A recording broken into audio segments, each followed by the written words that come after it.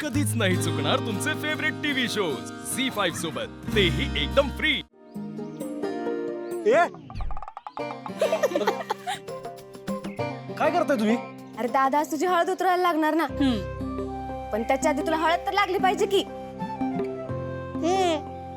आणि आता ही तुझी उष्टी हळद जाऊन आम्ही तुझ्या वहिनीला लावणार।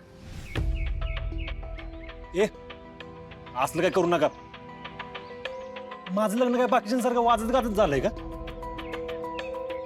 तुझा आधीच धक्क्यात आहे। दादा, अरे त्याच धक्क्यातनं बाहेर काढण्यासाठी तर आम्ही हे सगळं करतोय।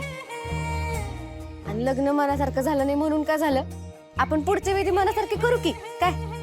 बरोबर आहे, आम्ही लग्नानंतर ते सगळे खेळ खेळणार।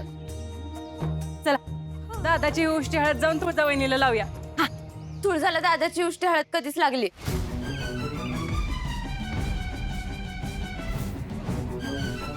काय? अगे अगं काय पण काय बोलतेस? हो दादा, तुळजा बहिणीला सत्यजीतची उष्टी हळद लागू नये म्हणून ती हळद पाडून नवीन हळद आणली होतीस ना? तेव्हा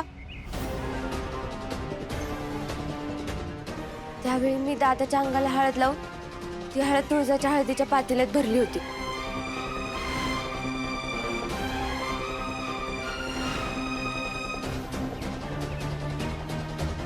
बागू दादा, तुम्ही तर लयच हुशार निघालात।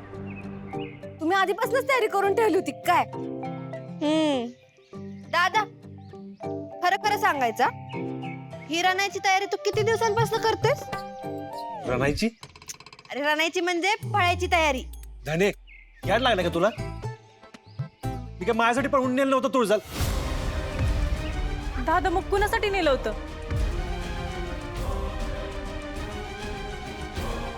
अरे दादा बोल की, कुणासाठी नेलं होतं?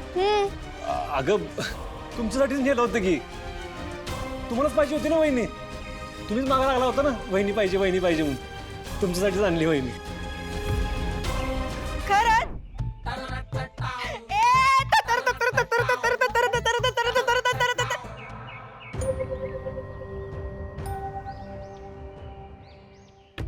जेवण खाऊ नाही तेच कळणं झालंय।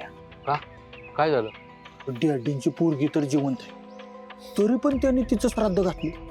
अरे तिचंच तर जेवण आहे नाही। मग पोरीनं गुणच असं उजाळलं तर तरी बी आपल्या डॅडीचं मन लय मोठं या।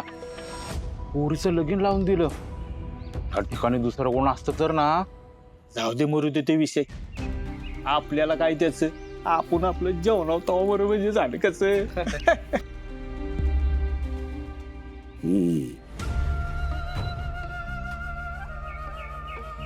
काय चांगलं आहे का जेवण? पोटभर जेवायचं, संकोच करायचा नाही। आमच्या पोरीच्या आत्म्याला शांती भेटली पाहिजे। डॅडी, श्राद्धाचे तर सगळे विधी पार पडले, पण एक विचारू का? विचार की। नाही म्हणजे नातं संपल्याचं तुम्ही तुळजाताईंना सांगितलंय ना आधीच, मग आता याची काय गरज आहे? झी5 ॲप डाउनलोड करा आणि पहा सर्व एपिसोड्स एकदम फ्री।